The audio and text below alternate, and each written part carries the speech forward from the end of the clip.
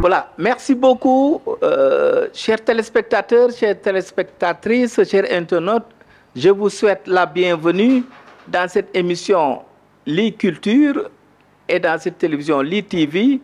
Et nous recevons aujourd'hui un auteur, un écrivain. Il s'agit de Alassane Bey, qui a écrit en 2019 un essai sur Omar Pène intitulé L'histoire d'une épopée musicale. Et Omar Pène, une des figures de proue de la musique sénégalaise. Et en 2023, Alassane Bey également trempe sa plume sur l'histoire et les origines de la musique reggae. Et avec les éditions Maguilène, il nous a produit un ouvrage titanesque de plus de 500 pages intitulé Le reggae, chronique d'une musique magique. Et dans cet ouvrage de 500 pages, qui porte la signature également des éditions Maguilène, présidé par Alioune Badara Bey, par ailleurs président de l'Association des écrivains du Sénégal, directeur fondateur des éditions Maguilène. Donc Alassane Bey, dans cet ouvrage, revient et relate l'histoire, les origines de la musique reggae, son influence, son impact sociologique et également son dynamisme, sa diversité musicale avec de grands noms qui ont fait l'histoire de la musique reggae, Peter Tosh, Bob Marley, Jimmy Cliff, Benny Spear et des groupes mythiques, Steel Pulse, entre autres. Et nous allons revenir là-dessus. Et Alassane Bey, il est comptable de formation. Il a travaillé au Conseil régional de Dakar. Il a travaillé à la SONEPI, la Société nationale de promotion industrielle du Sénégal. Il a travaillé aussi à l'OAT. Et actuellement, il est assistant du proviseur du lycée Blaise Diagne, Madame John Lotadien, que nous saluons au passage, compte tenu également du dynamisme pédagogique au sein du lycée Blaise Diagne, qui participe à beaucoup de rencontres pédagogiques au Centre culturel Blaise Senghor, extra, ce qu'on appelle l'éducation extra-murus. Alassane Bey, nous vous souhaitons la bienvenue à l'émission Li Culture. Merci beaucoup, mon très cher frère et grand ami Alassane Cissé. Je suis très heureux de partager avec vous cette émission, car je sais que vous faites partie des plus grands journalistes culturels de notre pays, et ça, c'est vraiment notre fierté, car vous avez parcouru quand même un très long chemin, mais vous avez également une très belle plume et vous avez servi quand même au niveau des ministères, au niveau de l'association des écrivains. Et vous faites un travail extraordinaire pour le rayonnement de la culture au Sénégal et dans le monde. Merci beaucoup. Merci. Merci Alassane. Mais un écrivain qui signe un ouvrage de 500 pages sur la musique reggae. Oui. Donc, il faut être passionné de musique reggae pour le faire. Mais qu'est-ce qui vous a poussé à écrire sur la musique reggae? Oui, vous avez parlé de passion. C'est une passion. Il est vrai que j'ai évolué dans un univers musical dès mon plus bas âge. Donc, avec, comme tu l'as si bien dit, mon grand frère Alioune Badara, qui est un grand mélomane. Et à la maison, lui, il écoutait quand même la musique cubaine, voilà, la musique hindoue. Il y a un autre de mes grands frères, Beitir Bey, à qui j'ai dédié cet ouvrage, lui qui était amateur de musique reggae. Alors c'était au début des années 70, vers les années 72-73. Alors j'ai grandi vraiment dans cet univers musical. J'avais vraiment l'embarras du choix. Mais j'ai été quand même captivé par la portée des textes de la musique reggae. Absolument. Quand même. Absolument. Bien qu'on n'avait pas un grand niveau d'anglais, on était très jeunes, on ne comprenait pas l'anglais, mais on faisait la traduction, on écoutait et on sentait que cette musique avait quelque chose de puissant que cette musique dégageait. Absolument. Alors, au fil des recherches, j'ai finalement compris pourquoi cette musique dégageait une telle aura. Okay. Ouais. Alors, parce qu'en remontant la musique jamaïcaine, il faut dire que la Jamaïque a été créée au début des années 1000 par les Indiens Taïnos ou Araoks. Les années 1000, donc c'est un peuple, c'est des Indiens d'Amérique du Sud. Du Sud, donc qui ont créé la Jamaïque et qui veut dire littéralement la terre de l'eau et du bois. Ah, la terre de l'eau et du bois. Et du bois. Jamaïca. Ils ont ensuite ils ont transformé en Jamaïque, mais qui veut dire Jamaïca. La terre de l'eau et du bois. Alors, cette île a été découverte par Christophe Colomb en 1494. Donc les Espagnols ont été les premiers à annexer la Jamaïque. Il a fallu 1655, de 1605 vers 1670, pour que les Anglais prennent possession de l'île, de la Jamaïque. Et là commence quand même une traite négrière très forte. Les Indiens ont été pratiquement anéantis, alors il fallait de la main-d'œuvre. Et ils se sont tournés vers l'Afrique, plus particulièrement vers le Ghana et autres. Donc, c'est comme ça qu'ils ont commencé à amener les esclaves, des esclaves noirs. Donc, et comme ça a commencé à se développer jusqu'à pratiquement l'extinction des Indiens Tanos. Alors, cette musique, elle est révolutionnaire parce que, donc, à partir de ce moment, il y a des formes de rébellion qui vont se développer dans l'île. Et la première héroïne, c'est la reine Nani, qui est originaire du Ghana, de la tribu Ashanti. Ah. C'est la reine Nani. Et elle va opposer une terrible résistance aux Anglais. Pendant plus de 50 ans, elle a résisté aux Anglais. Donc, finalement, elle a été trahie par un de ses amis. Donc, c'est comme ça qu'elle est morte. Certains disent qu'elle n'a même pas été tuée, mais elle est décédée quand même un peu dans l'anonymat. Mais quand même, elle a été la plus grande résistante. Quand même. Ouais. Et même le billet de $500 de la Jamaïque porte son effigie. Ah. Oui, c'est la reine Nani. Ensuite, il y a eu des gens comme Samuel Sharp, qui était un instruit. C'était un instruit quand même, il a fait des études, mais c'était un esclave. Alors, ils ont senti que les esclaves haïtiens avaient retrouvé leur liberté en 1816. On était au début des années 1830, on était en 1931, il va lui aussi mener une rébellion. Okay. Une rébellion à partir de 1931. En 1932, mais la résistance sera tellement farouche que l'esclavage sera aboli en 1834. Donc c'est une musique qui s'est inscrite pratiquement dans le sang. En 1865, on a eu ce qu'on appelle la révolution de Morant Bay, qui a été conduite par Paul Bogle, un autre résistant. Paul Bogle, en 1865, il avait vu que malgré l'abolition de l'esclavage, les conditions des Noirs n'avaient pas évolué. Donc, il a mené lui aussi une autre révolution, mais celle-là sera meurtrière, parce que lui, il sera pendu. Oh. Donc, et 438 autres personnes exécutées. Il y a un morceau de Third World, le fameux mythique Third World, 1960 Degrees in the Shade. Le morceau est dédié à cette partie vraiment macabre de l'histoire de la musique jamaïcaine. Donc voilà, donc on s'est imprégné vraiment de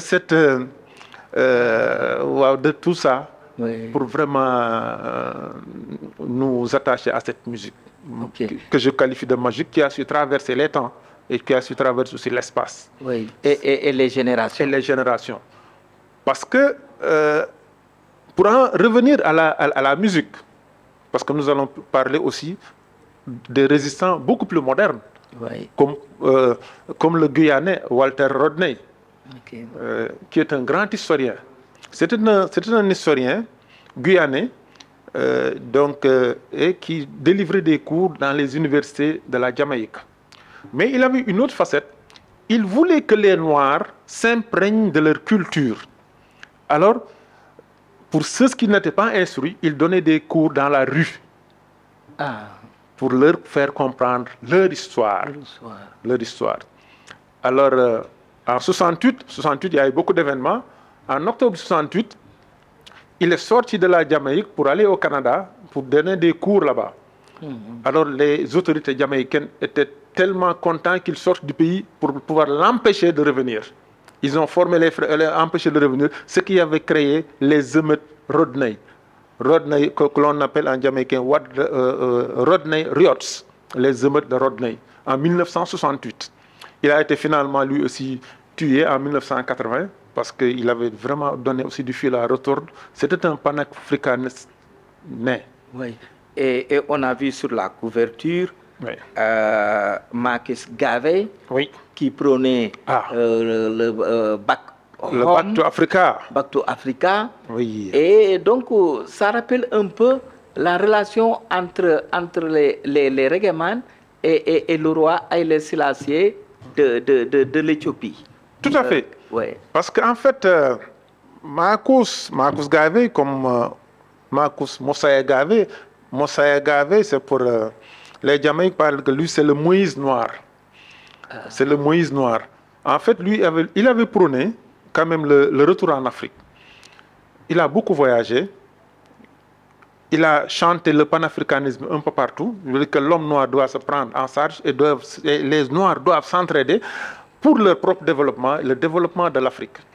Il avait même créé ce qu'on appelle le Black Star Line. C'est un bateau qui devait servir de rapatriement à tous les Africains qui étaient déportés hors de l'Afrique. C'est ce qu'on appelle le Black Star Line. C'est un grand bateau. Malheureusement, ça n'a pas abouti. Il a été vraiment combattu. Il avait créé aussi un journal où passaient vraiment toutes ses activités et toutes les activités des Noirs. Donc c'est un grand chantre. Alors en 1927, il avait prophétisé qu'un roi noir sera couronné et il serait le rédempteur. Alors en 1928, Haïlé Sélassié a été couronné et en 1930, il est investi comme le 225e successeur de l'Éthiopie. Donc, et il faut dire que c'est le descendant direct du roi Salomon et de la reine de Saba. Donc c'est le 225e successeur. Donc lui aussi, il a continué quand même dans cette voie, car Haïlé Sélassié, tout le monde sait que c'est un grand panafricaniste. C'est un grand, il a beaucoup fait pour l'Afrique. Il a construit le siège de l'OIA à Addis Ababa. Donc, c'est ça. Il a offert aux Rasta un immense terrain de plusieurs hectares pour leur permettre de s'investir et de s'installer en Éthiopie. Donc, il a fait beaucoup pour la communauté Rasta. Actuellement, il y a au moins 120 000 Rasta qui vivent en Éthiopie. Donc, ce sont des choses qu'il faut vraiment savoir. Oui.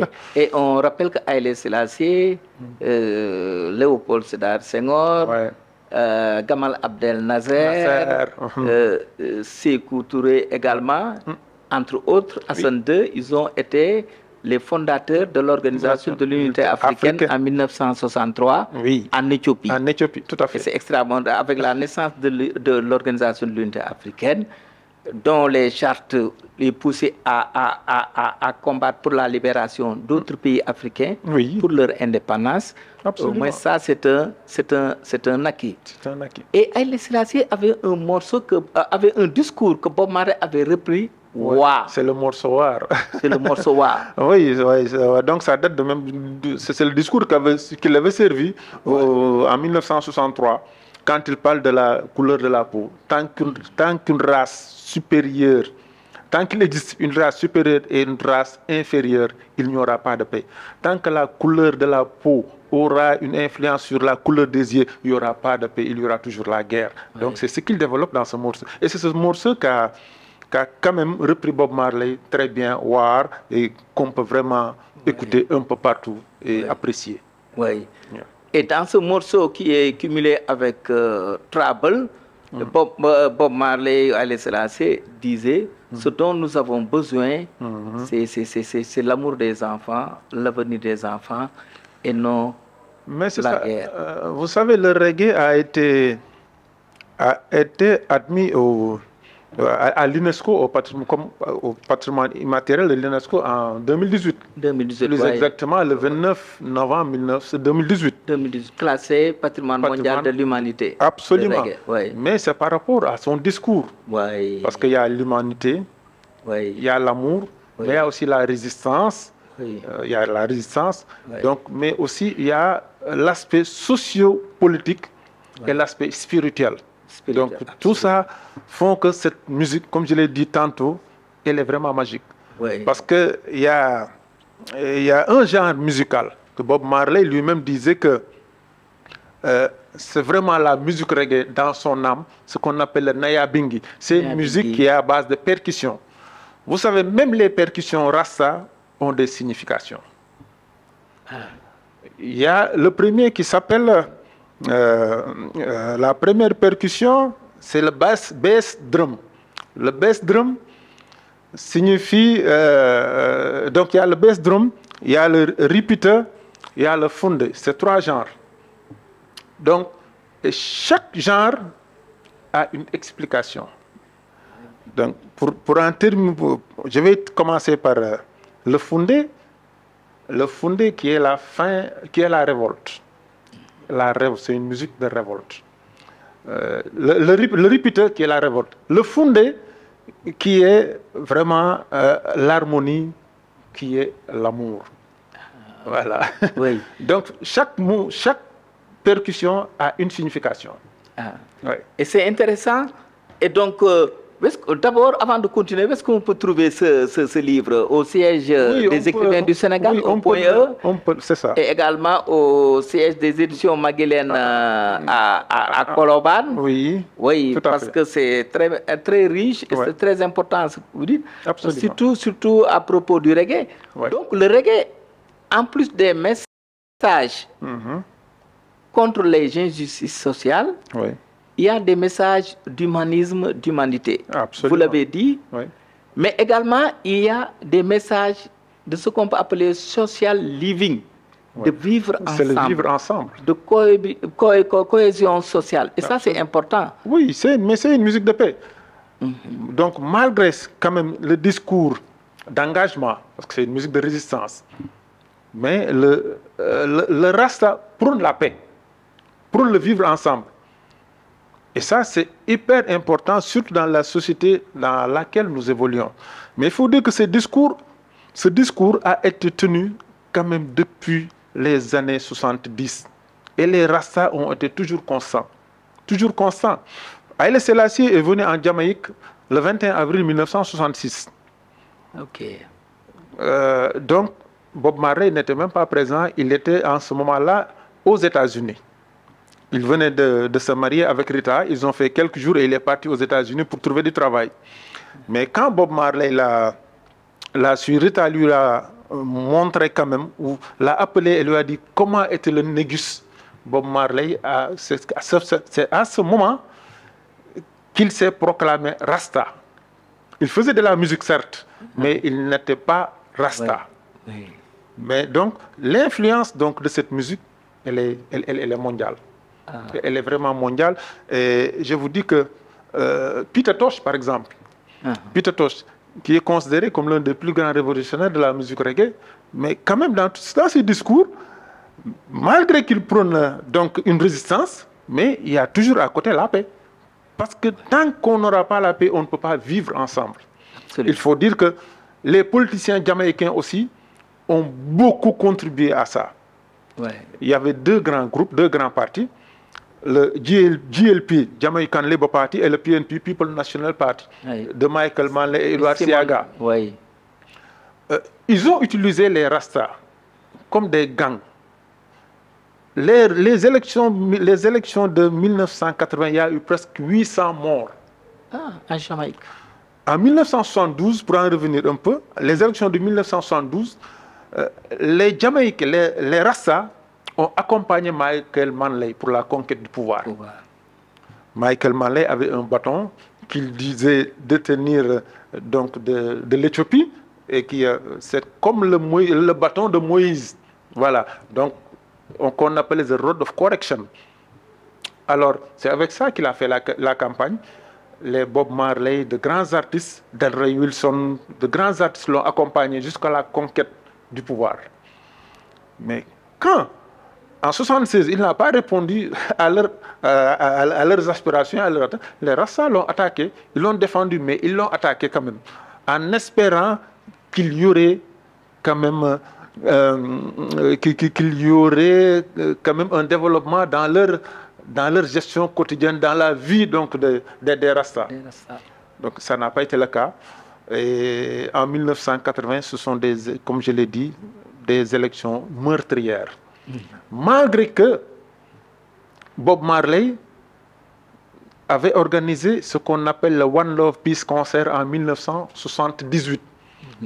C'était le 21 avril. Le 21 avril, donc c'est une date phare pour les Rasta parce que ça correspond à la visite de l'empereur Haïlé Sélassié en Jamaïque. Donc les deux gangs rivaux, avec Bob Marley, avaient organisé ce concert. C'est le concert de la paix. De la paix. Bob Marley avait réussi sur scène donc à faire réconcilier Michael Manley et Edward Seaga. Oui, absolument. Donc, mais ce n'était que façade. Ce n'était que façade parce que 2 ans après, il y a eu des élections. Mais pire, les deux chefs de gang ont été éliminés. Ils ont tous été exécutés par l'autre parti. Oh là là. L'un à New York et l'autre en Jamaïque. Donc ça n'avait pratiquement servi à rien. Oui. Donc voilà.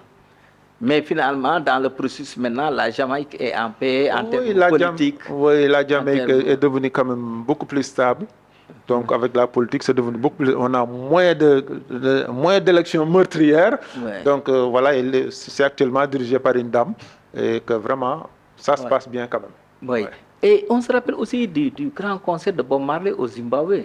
C'était en 1980. En 1980. En 1980, Bob Marley avait quand même fait un grand concert donc pour la libération du Zimbabwe. De Zimbabwe, ce qui s'appelait la Rhodésie. Oui, pour l'indépendance de ce peuple frère de la Rhodésie devenue Zimbabwe. Oui, il était venu aussi au Congo sur l'invitation de la fille de Pascaline Bongo. Qui est la fille de Bongo. Donc il a fait là-bas aussi 2 concerts. Deux concerts. Il devait même venir au Sénégal et en Côte d'Ivoire, mais ça ne s'est finalement pu se réaliser. Pour Johnny Seka. Avec Johnny Seka. Un Pikinois, vraiment vrai acteur culturel. Véritable. Et paix à son âme. Il se repose au cimetière de Pékin. Voilà. Mais les messages de la musique reggae sont très riches. Si je me rappelle, Bob Marley, quand il dit we don't need no more travel. What we need is love to guide and protect our sons. Nous n'avons pas besoin de troubles, ni de conflits, ni de guerre. Ce dont nous avons besoin, c'est guider et protéger nos enfants. Absolument. Donc il tenait vraiment aux enfants une manière d'inculquer des valeurs de paix, de tolérance chez les enfants. Mais absolument, les messages sont très porteurs. On les appelle les ambassadeurs. Ce sont des véritables ambassadeurs. Ils prônent la paix et l'amour un peu partout dans le monde. Quand même. Il y a Leonard Percival Howell, celui qu'on appelle le premier Rasta. Bob Marley a pris le surnom The Gong de lui. Il n'est pas très connu, et pourtant c'est le premier Rasta, c'est lui. Il était inspiré de la philosophie de Gandhi. Donc, ce sont des gens très instruits. Il a beaucoup voyagé. Il a fait 20 ans de voyage un peu partout dans le monde. Il s'est inspiré de la philosophie de Gandhi. Il avait créé en Jamaïque ce qu'on appelle le Pinacle. Le Pinacle, c'était de 1940 à 1957. Il regroupait tous les Rastas. Et là-bas, il se donnait pratiquement des cours. On lisait la Bible, on faisait beaucoup d'échanges sur l'évolution du monde. Donc, c'est une musique qui n'est pas tombée du néant. Les messages sont très, très, très porteurs. Donc, il y a l'aspect spirituel, parce que les Jamaïcains, les musiciens Rasta lisent beaucoup la Bible. un chapter a day, c'est un chapitre par jour. Oui. Ils lisent beaucoup. Ils sont très cultivés. Ils sont très, très cultivés. Beaucoup ne sont même pas partis à l'école, mais c'est extraordinaire. Ouais, ouais. Ils se cultivent, ils se lisent. cultivent. Ils lisent énormément. Il y a beaucoup d'échanges entre eux. Entre eux. Donc je disais qu'il avait créé ce pinacle, malheureusement lui aussi. Donc les grandes pensées meurent vite, mais on ne peut pas l'enterrer. Ça a pu essaimer un peu partout. Parce que le pinacle a été détruit par les forces de l'ordre en 1957. Lui, il a été emprisonné. On l'a traité de fou jusqu'à sa mort en 1981, pratiquement la même année donc, que Bob Marley. Donc, lui, quand même, il a beaucoup fait pour la musique jamaïcaine. Et il faut dire que cette musique, c'est une musique évolutive. Il est vrai que la musique reggae, il y a plusieurs genres. Il y a le mento, il y a le calypso, il y a le ska, le rocksteady et le reggae. Et maintenant, nous avons le dancehall, etc. Donc, mais ça a une évolution. Parce que le mento, on peut dire que c'est la première musique jamaïcaine. Parce que ça a été créé par les esclaves jamaïcains qui, en travaillant et dans des conditions de dur labeur, fredonnaient des chansons qui leur permettaient quand même de souffler un tout petit peu. C'est le mento. Il y a eu le calypso qui est venu de Trinidad et Tobago. Donc, c'est venu ensuite. Et il y a eu le ska. Le ska qui est venu avec l'avènement de l'indépendance de la Jamaïque en 1962. Il fallait une nouvelle musique, une nouvelle identité musicale pour accompagner l'indépendance de la Jamaïque. On a créé le ska. Bob Marley a chanté quand même en 1962 des titres de ska. Judge Not, One Cup of Coffee, etc. Donc, il a évolué dans ce sens et beaucoup d'autres. Le ska, il y avait un groupe phare qu'on appelle The Skatalites. The Skatalites, le batteur du groupe, Lloyd Knight, avait dit qu'on devait s'appeler The Satellite en hommage aux Russes qui étaient partis dans l'espace. Dans l'espace. Satellites. Alors donc, l'un des trompettistes, donc Tommy McCook, non, on fait du ska, on va faire une fusion. Ska, Talites. C'est le groupe phare des années 62. C'est Sir Coxsone Dodd qui a pratiquement, c'est le producteur là-bas à gauche, dans la couverture, le producteur en haut à gauche, Sir Coxsone Dodd, voilà. C'est l'un des plus grands producteurs de la Jamaïque. Donc ces musiciens étaient sous sa coupole. Il avait créé un studio en 1963 et tous les artistes y passaient. Tous les artistes. Mais ils étaient accompagnés pratiquement par le même groupe, The Skatalites. Donc c'est pratiquement des centaines de morceaux qu'il a produits. Alors après le ska, il y a eu le rocksteady. Parce que le ska a duré jusqu'en 1966. En 1966, on a eu droit au rocksteady qui était un peu plus lent. Le ska avait un rythme saccadé, très rapide. Mais pour pouvoir, comme vous l'avez dit tantôt, pour pouvoir véhiculer leur message, il fallait un son beaucoup plus posé pour permettre aux chanteurs de délivrer leur message. C'est comme ça que le rythme est devenu beaucoup plus lent. C'est vrai que c'est dû à un hasard parce que le bassiste n'était pas présent lors d'une session d'enregistrement. On a demandé à un organiste de jouer la guitare basse à sa place, qui s'appelle Jackie Mitou, qui est un très grand organiste. Donc, le rythme est devenu beaucoup plus lent et ça a permis quand même de développer le rocksteady. Ensuite, ça n'a pas beaucoup duré. Il y a eu le early reggae qui est né vers 1968 et qui a duré jusqu'en 1973 avec l'avènement de Bob Marley et l'album Catch a Fire, qui a été d'abord enregistré en Jamaïque en 1972, puis on a rajouté des instruments, on a réenregistré en Angleterre avec Chris Blackwell, donc un grand producteur aussi. Le Jamaïcain blanc. Baba Mal, voilà, très bien. Donc, et ironie du sort, c'est Jimmy Cliff on peut dire qui a permis à Bob Marley d'être la star. Ouais. Parce que c'est Jimmy Cliff qui avait un contrat avec Chris Blackwell. Ok. Alors, mais il avait sorti un film qui s'appelle The Hard Day Come. The Hard Day Come, yes. Many Rivers Cross. Yeah, man. Un excellent film. Alors, Bob Marley, qui était en Angleterre sur invitation de Johnny Nash et de son producteur, et de son producteur Danny Sims, il devait accompagner Johnny Nash dans une tournée. Alors, Bob Marley a eu beaucoup de succès lors des premiers concerts. Il n'a plus beaucoup joué parce qu'il faisait de l'ombre à Johnny Nash. Alors, ils n'ont plus beaucoup joué. Alors, ironie du sort, Bob Marley et ses amis se sont retrouvés en Angleterre sans jouer. Et Chris Blackwell s'est vu lâché par son vedette phare, Jimmy Cliff. Par sa vedette phare, Jimmy Cliff. Alors, Bob Marley s'est présenté comme ça dans les studios. Il dit que je suis un chanteur, nous avons un groupe et nous voulons enregistrer. Chris Blackwell dit, vous êtes un groupe, vous êtes bien, est-ce que vous êtes bien en scène, etc. Il lui dit, mais vous pouvez compter sur nous. Il n'y a pas d'audition, ni quoi. Il a pris $4,000, 4,000 livres, il a remis ça à Bob Marley. Il dit que bon, vous me ramenez l'album dans quelques mois. Et en 2 mois, ils ont fini d'enregistrer l'album. C'est comme ça que Bob Marley est devenu vedette. Ouais. Donc, il y a beaucoup de concours de circonstances. Ouais.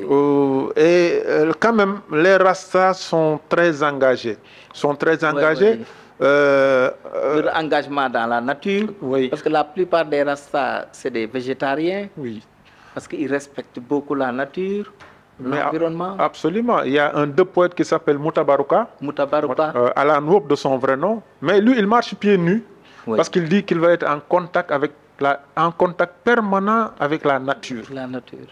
Quand il est venu ici au Sénégal, il y avait c'est le président Abdou Diouf qui était au pouvoir. Donc, on était ensemble. Alors quand le président l'a appelé, il a envoyé quelqu'un pour dire qu'il veut le rencontrer, mais il a catégoriquement refusé. Il a dit qu'il ne va pas rencontrer le président, il est avec ses amis Rassa. Mais on l'a quand même persuadé que lui, attention, nous aussi nous avons notre président et qu'il serait bien que tu le rencontres. Il est parti avec un livre qu'il a offert à Abdou Diouf. Donc, et puis, les pieds nus. Voilà. Mais il y a plusieurs genres quand même musicaux parce que, par exemple, vous avez ici les 2 poètes. Je parlais de Mutabaruka, mais il y a Linton Kwesi Johnson. Qui est vraiment qui est la vedette phare. Avec ses textes denses. Oui, et qui a vraiment su imposer la de poétrie et le reggae en Angleterre. Vraiment, il faut lui reconnaître ça. Il y a quand même d'autres. Hommage à l'Akdebe en Afrique du Sud. Mais c'est ça. Donc, l'Afrique aussi, ça c'est l'impact de la musique reggae dans le monde. Et au Sénégal aussi, il y a eu des vedettes, je pense à Ndiaga Diop, Biwan Africa, mais il y en a Falman Bazooka, Iba Gueye Massar, qui se débrouille. Voilà, le groupe Tim Self. Et il y a l'autre groupe là de boxe, beaucoup. Boxe Amanla. Ils sont tous cités dans le livre. Il y a une partie quand même. Mais c'est dommage qu'il n'y a pas un groupe de reggae très fort. Très fort. Au Sénégal. Tous les groupes quand même qui sortent un peu du lot, ils sont basés à l'extérieur.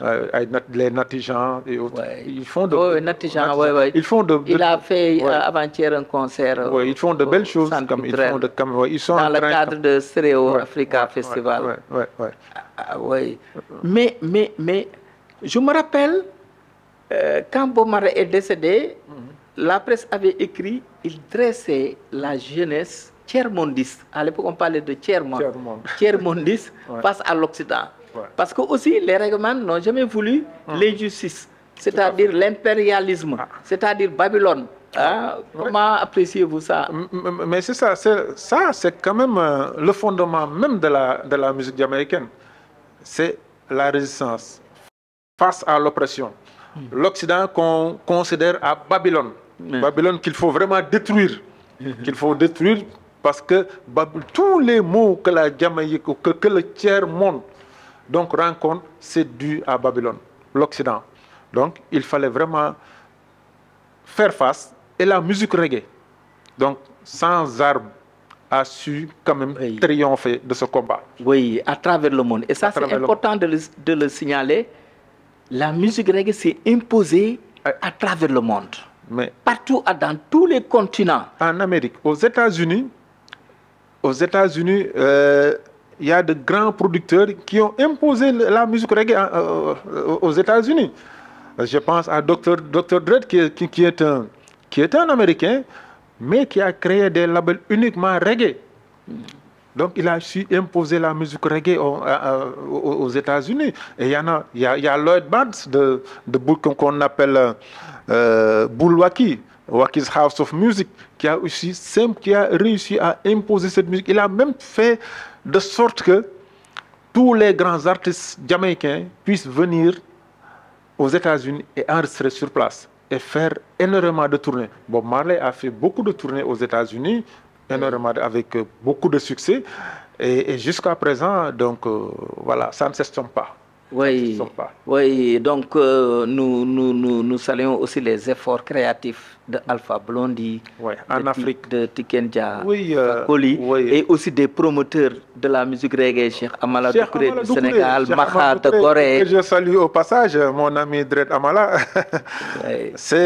C'est un infatigable combattant et défendeur de la musique reggae. Et pourquoi la musique reggae est intéressante à travers le monde? C'est devenu une musique universelle. Et premièrement, les musiciens reggaeman travaillent beaucoup. Des ateliers, ils travaillent beaucoup. Absolument. Et ils produisent de la mélodie, de l'harmonie et du rythme dans la musique. Et ensuite, ils s'informent beaucoup, ils se cultivent beaucoup pour pouvoir produire de bons textes. Donc de bons messages en fonction de leurs convictions extra, mais les textes sont extrêmement denses. Très porteurs, des textes très porteurs. Et donc combiné à une musique qui est faite à base d'instruments d'instruments rudimentaux, comme je pourrais le dire. Parce qu'il n'était pas très bien sophistiqué. Au début, on n'avait pas une bonne quand même. Il n'y avait pas de bons équipements en Jamaïque. L'Iperi, par exemple, travaillait sur un 2 pistes ou sur un 4 pistes. Et le son qu'il sortait, on n'arrive pas à le reproduire. Jusqu'à présent, il est parti avec son secret.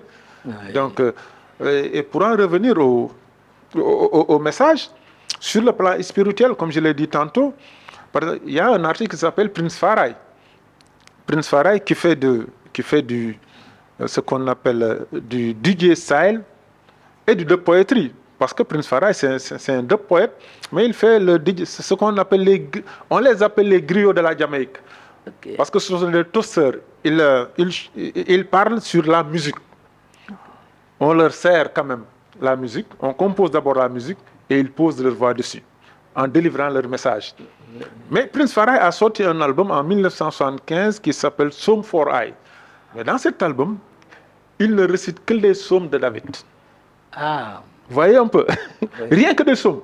Et pratiquement toute sa carrière s'est basée sur la Bible et sur les psaumes. Donc ça, c'est l'aspect spirituel. L'aspect socio-politique aussi, les Jamaïcains ne sont pas en reste. Ils délivrent des messages. Lors du One Love Peace concert, Peter Tosh avait délivré un message quand il dit que la paix est un diplôme que l'on ne délivre qu'au cimetière, pour dire donc la portée de son combat. Ah oui. Donc pour avoir la paix, c'est un perpétuel combat. Donc même si on a la paix, il faut des stratégies de consolidation de la paix, absolument. Arroser la paix, de maintenir la paix. Mais c'est ça. Il a raison, c'est une belle citation. Et ça, c'est du Peter Tosh tout craché. Avec Peter Tosh, il n'y a pas de compromis. Donc en plein concert, et puis il a traité les Occidentaux de tous les noms d'oiseaux. Il a même demandé malheureusement, il n'y avait même pas eu d'image parce qu'il avait demandé aux caméramans d'éteindre les caméras pour pouvoir s'exprimer et s'adresser directement aux politiciens. Il a délivré un discours incendiaire. 2 jours après, on l'a tabassé presque à mort. On l'a tabassé à mort. Ah oui, parce que donc, du fait de leur engagement. Il y a un autre poète qui s'appelle Michael Smith. un brillant poète, donc qui avait fait beaucoup de concours, même à l'extérieur de la Jamaïque. Il avait représenté la Jamaïque dans des concours de poésie. Mais lui aussi, comme Walter Rodney, il faisait des récitations de poésie dans les rues de la Jamaïque pour conscientiser les populations. Il a été lapidé à mort par les gardes du ministre de l'Intérieur. Oh. Vous voyez un peu. Oui. Donc ça, c'est le prix de leur message et de leur combat. Oui. C'est extraordinaire. Donc les Rastas, les musiciens de reggae ont porté le combat de la liberté et de la paix. Ils ont prôné, comme je l'ai dit tantôt, la résistance, l'opposition, mais la paix et l'amour d'un autre côté. Ouais. Parce que ça va de pair. Ouais. Ça va de pair. Quand on va avoir la paix, quand même, il faut se battre. Mais quand on l'a, quand même, il faut mettre de l'harmonie et mettre, mettre la pédale douce, comme on dit.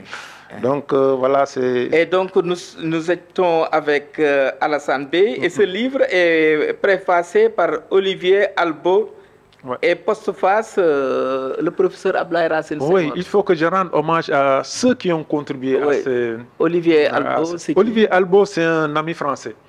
Il m'a été présenté par Amala en 1994. Il était venu ici en vacances.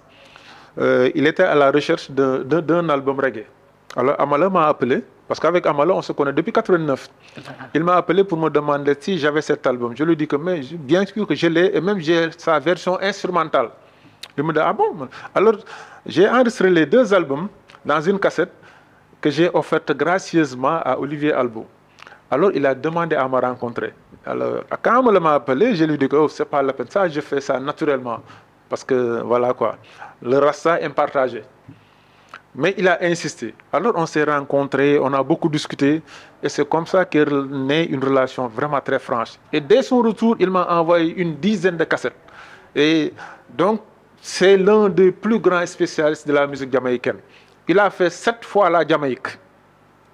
Quand les chanteurs jamaïcains viennent en France, ils logent chez lui. Même Amala, quand il était en France, il vivait chez Olivier Albo. C'est un grand ami. C'est un grand ami, un grand connaisseur de la musique reggae. Professeur Abdoulaye Racine Senghor, lui, comme vous savez, il y a des relations très fortes qui me lient à lui. Donc, c'est une sommité culturelle. Ouais. C'est une sommité culturelle, mais il est tellement généreux. Et il a fait une postface quand même de qualité. Ouais. Il a dit à Alioune Badara Beye, Ali, Alassane n'est pas ton frère, c'est mon jeune frère. Pour vous dire les relations que nous lient. Et pour les autres, quand même, il y a beaucoup qui ont contribué. Il y a Cheikh Amal Doukouré qui a fait une très belle contribution. Ouais. Il y a le professeur Mara, qui était le secrétaire général du SAES, Seydi Ababakar Ndiaye. Ouais, il a fait. Donc, il y a mes amis qui sont en France aussi, Sega Ndiaye, qui a fait aussi une belle contribution. Il y a un ami d'enfance qui est à Kolaban, Momodou Bari Gassama. Il y a également Lamine Marras Good Boy. Lui, c'est pratiquement mon jumeau. Lui, on se connaît depuis 1984. Donc, voilà. Et on se partage tout. Wow. Lui aussi, il a fait une contribution. Il y a aussi Fadel Diagne. Lui aussi, il m'a beaucoup aidé quand même. Parce qu'on a corrigé ensemble le livre, qui m'a pris presque une dizaine d'années, d'écriture, de recherche, de confrontation. Wow, ça m'a pris presque... Je l'ai écrit bien avant le livre sorti sur Omar Pène. Ah. Donc, ouais. D'accord, voilà. D'accord. Donc, une dizaine d'années donc de recherche. De recherche. Comme vous dites, de confrontation. De confrontation. Pour produire 500 pages. Et puis très riche. C'est 593 pages. Donc, voilà. On espère que ce livre fera le tour du monde. Parce que quand même, c'est la première fois qu'un Sénégalais écrive sur la musique reggae. Et je dépasse même le Sénégal, je dis qu'en Afrique noire francophone, c'est une première. Parce que tous les ouvrages sur la musique reggae étaient l'œuvre de Britanniques, de Français, d'Américains, qui écrivaient beaucoup sur la... Et généralement, c'était sur des artistes ou bien sur un aspect bien particulier. Ouais. Mais ce livre, sa particularité, c'est-à-dire que c'est un touche-à-tout. Il y a les origines, il y a l'impact, il y a son influence, l'imitation musicale, comme je l'ai développé, mais il y a une partie qui est réservée aussi aux ambassadeurs, ceux qui ont porté la musique reggae à travers des textes très porteurs et très forts, un peu partout dans le monde. Ouais. Donc, ce sont les chanteurs, il y a des connus et des moins connus qui sont dans le livre. Il y a les DJ que j'appelle les griots, donc les Ouroy, Ayroy, voilà. Donc, ces gens qui sont vraiment de très, très grands artistes. Il y a les deux poètes. Mouta Baruka, Linton Kwesi Johnson. Il y a même les percussions, ceux qui font le Naya Bingi, qui est la musique originale, qui est la vraie musique jamaïcaine, avec Ras Michael, avec Kant aussi, and the Sons of Negus. Mais voilà, donc c'est pratiquement un grand ensemble. Mais parfois, les percussions de Naya Bingi nous rappellent les djembés, voilà. ou bien les Bouger Djola, ou bien les djembés Mandeg. Mais c'est ça. C'est extraordinaire. Mais parce qu'on dit que cette musique, ces percussions proviennent du Ghana. Ok. Donc, à l'époque Gold Coast. Donc avec son rythme, on l'appelle ça le rythme bourou. Donc les percussions bourou, donc qui ont été vraiment importées depuis l'esclavage, donc par les esclaves, donc et transportées en Jamaïque, qui se sont adaptés par la suite. Oui. Et je conseille vivement au monde, non seulement au Sénégal, en Afrique, mais il faut que le monde lise ce bel ouvrage de plus de 500 pages sur les origines, les mutations, les perspectives même, tout à fait, et l'impact, les influences de la musique reggae. Parce que le message fondamental de la musique reggae, c'est non à l'injustice, oui à la paix, à l'amour, à la liberté, et surtout au social living. C'est-à-dire à une cohésion sociale, à un vivre ensemble. Et actuellement, le vivre ensemble est un slogan qui est à la mode. Qui est d'actualité. C'est d'actualité. Au moment où les reggaeman parlaient de social living et ils le faisaient en utilisant le terme as et non I qui veut dire moi et moi, pour dire nous. C'est-à-dire que moi et Alassane, c'est la même chose. Au lieu de nous, je dis I and I, moi et moi, pour définir le nous. C'est hyper important. Voilà. Et rendre hommage aussi à Bob Marley qui a porté très haut le flambeau de la musique reggae. C'est le porte-étendard. Et grâce à des musiciens également de haute qualité, Aston Family Man Barrett et Carlson, son frère. Aston est venu au Sénégal en 1988 dans le concert pour la santé. C'était en 1988. C'était sans son frère Carlton qui était décédé un an auparavant, en 87. Mais ils ont beaucoup fait. Il y a le soliste Junior Marvin. Il y a les Ice Freeze. Tyrone Downey. Ice Freeze, donc avec Judy Mowat. Rita Marley et Marcia Griffiths qui représente la gente féminine ici, qui est une très grande chanteuse, qui avait fait une carrière solo avant de connaître Bob Marley. Elle a eu du succès bien avant de rejoindre Bob Marley. En 1970, elle avait sorti un single, Young, Gift and Black, avec Bob Andy, qui s'était vendu à plus d'1 million d'exemplaires. Extraordinaire. C'est une grande chanteuse. On l'appelle la reine du reggae. Tellement elle est... Et puis c'est une dame de personnalité. Donc le monde a besoin de la musique reggae.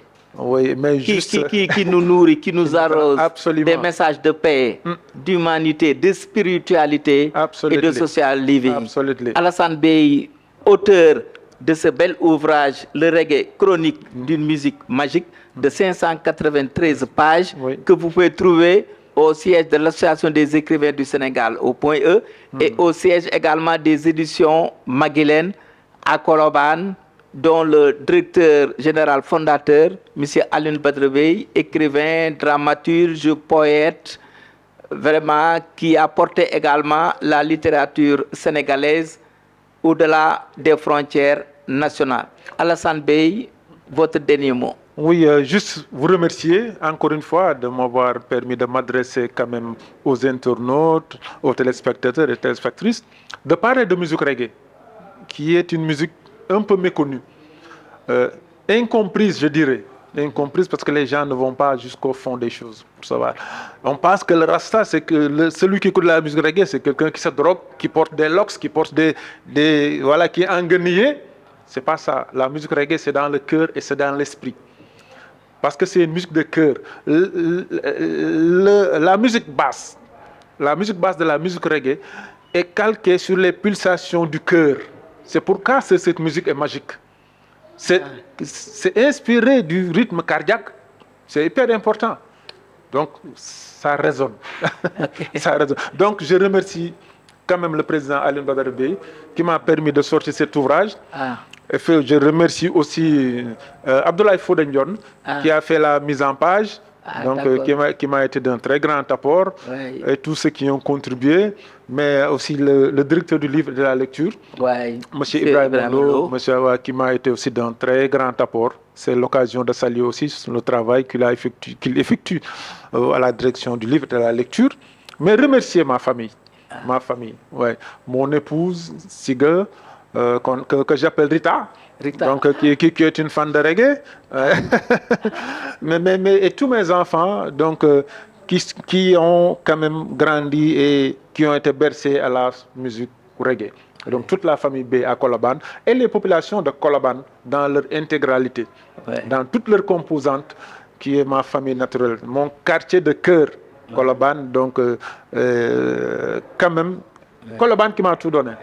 Colobane qui m'a tout donné. C'est le moment de leur rendre hommage. Mais rendre aussi mes amis footballeurs, les vétérans de Colobane, mais également les vétérans de Benetali qui m'ont aussi adopté dans des moments quand même particuliers. Et ça fait presque une dizaine d'années que je joue avec eux. Ce sont des gens très bien. Voilà, ce sont les mots que je voulais délivrer en vous remerciant encore et en espérant que ce livre puisse atteindre des sommets. Ok, merci. Je rappelle aussi que vous êtes membre fondateur de l'association des fans club de Omar Pène, de Super Diamono. Et vous avez été aussi administrateur à Mediator. Oui, tout à fait. Donc chargé d'administration et du programme à Mediator. Donc vous avez écrit un livre également. On a beaucoup fait avec Omar Pène. Voilà. Et merci beaucoup. Et vous l'avez dit, la musique reggae est une musique de cœur et d'esprit. Et vivement aussi que ce livre soit traduit en anglais pour qu'on puisse aller en Jamaïque pour faire une grande séance de dédicaces. Et nous sommes fiers de vous pour avoir proposé à l'humanité, au monde, un ouvrage de 593 pages sur les origines de la musique reggae, les mutations, l'influence, l'impact sociopolitique, entre autres. Félicitations Alassane Bèye, mon homonyme, écrivain. Et merci beaucoup, chers téléspectateurs, chères téléspectatrices, chers internautes de l'ITV. À la semaine prochaine. Merci Babacar Mbodj, merci Seynabou Keïta. Et tout le personnel du lycée Blaise Diagne. Du lycée Blaise Diagne, voilà. Le personnel. Et merci Abdourahmane Ngom pour la réalisation. Et merci, vous me rappelez votre nom? Omar Talla. Merci Omar Talla. Un caméraman très vigilant et très subtil. Merci beaucoup. À la semaine prochaine.